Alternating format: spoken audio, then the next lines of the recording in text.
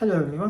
तो यार आज हम बात करेंगे सीएसई स्कॉलरशिप के ऊपर कि भाई सीएसई स्कॉलरशिप के लिए अप्लाई कैसे करना है, यूनिवर्सिटीज़ को कैसे ढूंढना है, प्रोफेसर्स को कैसे ढूंढना है, इन सब चीज़ों के ऊपर बात करेंगे। ईमेल कैसे लिखनी है प्रोफेसर को, इस सब चीज़ों में बात करेंगे। लेकिन उससे पहले वीडियो को लाइक करें, शेयर करें एंड सब्सक्राइब करें। तो यार पहले बात करते हैं हम बैचलर्स के ऊपर। यार बैचलर्स के में ना सीएसई स्कॉलरशिप्स बहुत कम होती हैं। वो आपको उस टाइम मिलते हैं जब आपने ऑलरेडी HSK 4 जो कि चाइनीज़ लैंग्वेज एग्ज़ाम है वो पाकिस्तान में क्लियर किया हो। उसके बाद आप अप्लाई कर रहे हो, उसके लिए एक्सेप्टेंस लेटर की ज़रूरत नहीं होती। वो बस आप अप्लाई करें, अगर वो चाहते हैं कि आपको एक्सेप्ट कर लें तो वो एक्सेप्ट कर सकते हैं। लेकिन उसमें एक वो है, वो आपको चाइनीज़ में MBBS या जो भी आपका मेजर होगा वो स्टडी करना पड़ता है, और इंग्लिश में नहीं होता। इंग्लिश में बहुत कम होता है। इंग्लिश में वो आपको बहुत कम चांसेस होते हैं कि आपको स्कॉलरशिप मिले। तो ये एक बैचलर्स के लिए है, सिर्फ इतनी सी है, क्योंकि बैचलर्स में ज़्यादा सीएसई नहीं मिलती। अब हम बात करते हैं मास्टर्स और PhD के लिए। मास्टर्स और PhD का जो क्राइटेरिया है ना अप्लाई करने को, सेम टू सेम है, कोई फ़र्क नहीं होता, सेम है। सबसे पहले आपने जाना है campuschina.org वाली वेबसाइट के ऊपर। यहाँ पे जाके आपने अपना मेजर, जिस चीज़ में आप अप्लाई करना चाह रहे हो, और जो भी आपका लैंग्वेज ऑफ इंस्ट्रक्शन है वो चूज़ करनी है। इंग्लिश है, चाइनीज़ है, वो आपने चूज़ करनी है और सर्च करना है। जो भी आपको यूनिवर्सिटी नज़र आएगी जिसमें आप सोचते हो कि आप अप्लाई कर सकते हो या करना चाह रहे हो, आपने पहले उस यूनिवर्सिटी की वेबसाइट पे जाना है, उनकी रिक्वायरमेंट चेक करनी कि भाई वो पूछ क्या क्या रहे हैं। जो वो मटेरियल पूछेंगे आपने वो मटेरियल रेडी रखने हैं। मेनली जो मटेरियल्स होते हैं वो आपकी हाईएस्ट डिग्री, डिप्लोमा या ट्रांसक्रिप्ट होती है। 2 रिकमेंडेशन लेटर होते हैं। जो रिकमेंडेशन लेटर होते हैं, बहुत से लोग कहते हैं चाइनीज़ रिकमेंडेशन लेटर चाहिए, चाइनीज़ प्रोफेसर से। नहीं, ऐसा नहीं होता। आप जहाँ भी स्टडी करते हो उस प्रोफेसर से आप रिकमेंडेशन लेटर ले सकते हो। और यार एक ये भी बहस होती है कि एसोसिएट प्रोफेसर हो या प्रोफेसर हो। यार देखिए, मैं चाइना में रहता हूँ पिछले 7 साल से, ठीक है। तो इन चीज़ों का ना फ़र्क नहीं पड़ता। आपके पास सिर्फ प्रोफेसर कोई होना चाहिए यूनिवर्सिटी का, उसकी ये रिकमेंडेशन लेटर के ऊपर उसके साइन होने चाहिए, उसकी स्टैंप होनी चाहिए यूनिवर्सिटी की, और जो हेडर होगा उसके ऊपर यूनिवर्सिटी का लोगो या जहाँ भी वो इंस्टीट्यूट में पढ़ाता है उसका नेम, और एंड पे सिग्नेचर और साइन, और उसकी कंप्लीट इन्फॉर्मेशन होनी चाहिए, ईमेल वगैरह, नेम, फ़ोन नंबर वगैरह, ये सब चीज़ें होनी चाहिए। बस ये चीज़ें लाजमी, इसका ख़ास ख्याल रखना होता है, क्योंकि चाइना में स्टैंप की अहमियत बहुत ज़्यादा है। और कोई फ़र्क नहीं पड़ता। हाँ, जो एक्सेप्टेंस लेटर होता है वो आपको ज़ाहिर है कि जहाँ पे आपने स्टडी करना है वहाँ के प्रोफेसर को होना चाहिए। बाकी नॉन क्रिमिनल सर्टिफिकेट होता है, CV, स्टडी प्लान, उसके अलावा इंट्रोडक्शन वीडियो भी कुछ यूनिवर्सिटीज़ मांगती हैं, और इसके अलावा जो भी आपने अचीवमेंट्स या अवार्ड्स वगैरह लिए होंगे वो, और तो कुछ नहीं है। और भी कोई एक आधा होगा तो मैं भूल रहा हूँ। मतलब मेन यही होते हैं। और ये आपको मोफा से, मतलब मिनिस्ट्री ऑफ फॉरेन अफेयर्स से अटेस्ट करवाने की अभी ज़रूरत नहीं है। ये सब जो डॉक्यूमेंट्स हैं आपको अभी अटेस्ट करवाने की HEC वगैरह से या यूनिवर्सिटी से अभी कोई ज़रूरत नहीं है आपको। ये आपको अटेस्टेशन की ज़रूरत पड़ती है जब आप एम्बेसी में आप वीज़ा लगवाने जाते हो, उस टाइम ज़रूरत पड़ती है। अप्लाई करने के लिए आपको ज़रूरत नहीं पड़ती इन चीज़ों की। तो ये तो सारी होगी जनरल बातें।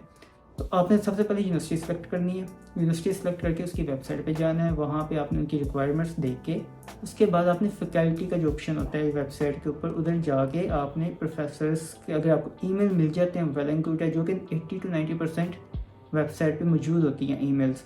अगर वहाँ पे ईमेल्स नहीं हैं, आपने क्या करना है, आपने गूगल स्कॉलर पे जाना है, वहाँ पे यूनिवर्सिटी का नेम लिखना है और जो भी आपका मेजर होगा साथ में वो नेम लिख के एंटर कर दें। उसके बाद वहाँ पे पेपर्स आएंगे बहुत ज़्यादा गूगल स्कॉलर के ऊपर। गूगल वो पेपर्स आप ओपन करोगे, स्टडी वगैरह करोगे, थोड़े बहुत स्टडी कर लेना, ताकि किसी प्रोफेसर का रिप्लाई आता है तो आप कुछ पता तो हो कि भाई मैं किस प्रोफेसर को मैंने किस चीज़ की रिसर्च के बारे में मैंने ईमेल की थी। आपने थोड़ी बहुत स्टडी करने के बाद वहाँ पे ईमेल लिखा होता है। मैं ये नहीं कहूँगा कि ज़्यादातर आपको उसी प्रोफेसर का ईमेल मिलेगा, आपको बहुत से पेपर्स खोलने पड़ेंगे, लेकिन वो जो ईमेल्स होंगे वो ऑथेंटिक होते हैं। और वो मतलब कि आपको बोनस मैं आपको बता रहा हूँ कि वहाँ पे ईमेल जो है बहुत आसानी से मिलते हैं आपको। आपने वो ईमेल कॉपी करना है। अब ईमेल की बारी पे आते हैं कि भाई ईमेल किस तरह लिखना है। यार बहुत से लोग गलती भला क्या करते हैं, सब्जेक्ट को भी पता नहीं किस तरह लिखते हैं, इंग्लिश में लिख देते हैं और ईमेल को भी इंग्लिश में लिख देते हैं। पर चाइना में ना 99% जो लोग हैं ना वो चाइनीज़ जानते हैं। चाहे कोई प्रोफेसर आपको इंग्लिश में भी टीच कर रहे हैं ना, वो उतना कंफर्टेबल इंग्लिश रीडिंग में नहीं होगा जितना मतलब वो चाइनीज़ में होगा। तो आपने क्या करना है, आपने जो सब्जेक्ट होगा ना ईमेल का, वो आपने उसमें चाइनीज़ में लिखना है। वो आप बेदू पे ट्रांसलेट कर लो, गूगल पे ट्रांसलेट कर लो, सेम टू सेम वही कॉपी पेस्ट करके आपने सब्जेक्ट चाइनीज़ में लिखना है, अगर आपको एक्सेप्टेंस लेटर वाकई चाहिए और प्रोफेसर का रिस्पॉन्स चाहिए। हाँ, मैं मानता हूँ कि कुछ प्रोफ़ेसर को बहुत अच्छी इंग्लिश आती है, वो आपको इंग्लिश में रिप्लाई देते हैं, इसमें कोई शक नहीं है। लेकिन बात पता क्या है यार, यहाँ पे ज़्यादातर लोग कंफर्टेबल नहीं है इंग्लिश बोलने में या पढ़ने में। तो वो क्या करते हैं, वो उस चीज़ को बहुत जल्दी पिक करते हैं जहाँ पे चाइनीज़ लिखी होगी। तो अगर आपका सब्जेक्ट चाइनीज़ में होगा, आपके ज़्यादा चांसेस होंगे रिप्लाई प्रोफ़ेसर के रिप्लाई के। तो अगर आपको इंग्लिश में होगा, 100 में से कोई 10 रिप्लाई दे देगा, 15। लेकिन अगर इंग्लिश में होगा, ओह चाइनीज़ में होगा सॉरी, तो फिर बहुत से प्रोफेसर्स आपको रिप्लाई देंगे। कुछ कहेंगे कि मैं एक्सेप्ट कर लूँगा, कुछ कहेंगे मेरी ये रिक्वायरमेंट्स हैं, कुछ कहेंगे मैं इस साल बच्चों को एक्सेप्ट नहीं कर रहा। ये एक कॉमन बात है, इसमें वो कोई घबराने वाली बात नहीं है। मेरे साथ भी बहुत ऐसा हुआ था, क्योंकि मैं खुद मास्टर्स कर रहा हूँ। तो कुछ ऐसी टेंशन लेने वाली बात नहीं है, लेकिन आपने ईमेल्स किए जाने, लेकिन सब्जेक्ट चाइनीज़ में होना चाहिए। बाकी जहाँ ईमेल बॉडी पे आता है, ईमेल में यह पहला पैराग्राफ आपका होना चाहिए, तीन पैराग्राफ होना चाहिए मैक्सिमम। पहला इंट्रोडक्शन, 4 से 5 6 लाइनें सिर्फ। उसके बाद आपकी जो आप क्या करना चाह रहे हो उसके प्रोफेसर्स के साथ, कौन आप मतलब इन रिसर्च आपने उसको देखा, आपने उसकी रिसर्च पढ़ी, आप इंटरेस्टेड हुए उसकी रिसर्च में, तो अब आप उससे एक्सेप्टेंस लेटर मांग रहे हो। तीसरा आपने लिखना है कि भाई चाइना में ना, और लोग क्या करते हैं, वो कुछ भी नहीं लिखते स्कॉलरशिप के बारे में कि भाई ये वो। कुछ प्रोफेसर समझता है कि यार फंडिंग तो मुझे खुद देनी पड़ेगी, तो ये काम नहीं करना है। प्रोफेसर को बहुत कम होता है कि यार यहाँ पे स्कॉलरशिप भी होती है। तो आपने तीसरा पैराग्राफ में ये लिखना है कि अगर आप मुझे एक्सेप्टेंस लेटर दे देते हो, तो मेरे चांसेस बढ़ जाएंगे CSE स्कॉलरशिप के लिए, यूनिवर्सिटी स्कॉलरशिप के लिए, और फंडिंग मेरी वहाँ से कवर हो जाएगी। फिर प्रोफेसर सुकून से हो जाता है कि यार मेरा कोई खर्चा नहीं है, मैंने बस इसको सुपरवाइज करना है, इसका जो खर्चा होगा, जो भी इसके क्या कहते हैं उसे फंडिंग होगी, वो स्कॉलरशिप कवर करेगी, मैंने सिर्फ सुपरवाइज करना है। तो उसका एक बोझ उतर जाता है दिल्स के ऊपर से। तो इस चीज़ का ख्याल रखना है। मैं आपको पूरी ईमेल बॉडी आपको उसमें डिस्क्रिप्शन में लिख के दे दूँगा, आप उसको एडिट करके वो यूज़ कर सकते हैं। उसके अलावा जब आपने ये एक्सेप्टेंस लेटर मिल गया, उसके बाद लोग कहते हैं यार मेरा एडमिशन होगा या नहीं होगा। यार ये किसी के हाथ में नहीं होता, पता नहीं क्या क्राइटेरिया होता है अप्लाई करने वो एक्सेप्ट करने का बच्चों को, क्या नहीं होता स्कॉलरशिप के ऊपर। मैंने अप्लाई किया था, मैंने एक यूनिवर्सिटी में अप्लाई किया था, और कई बच्चे थे उनके मार्क्स मुझसे भी अच्छे थे, लेकिन उनको नहीं मिली, लेकिन मुझे मिल गई। तो लेकिन ये मैटर करता है आपका स्टडी प्लान कितना अच्छा है, आपकी CV कितनी अच्छी है, आपका इंट्रोडक्शन कितना अच्छा है, ये सारी चीज़ें मैटर करती हैं जब आप अप्लाई करते हो। और कुछ 1-2 लोग जो गलती करते हैं PhD या मास्टर्स में, वो ये गलती करते हैं कि यार वो ना पहले ईमेल में अपना CV और स्टडी प्लान प्रोफेसर को भेज देते हैं। वो गलती आपने नहीं करनी, क्योंकि चाइना में यार इनका अपना सिस्टम है, QQ होता है इधर, जो ईमेल वगैरह QQ ईमेल होती है, और उसके बाद यूनिवर्सिटी की जो डोमेन होती है उसकी ईमेल होती है।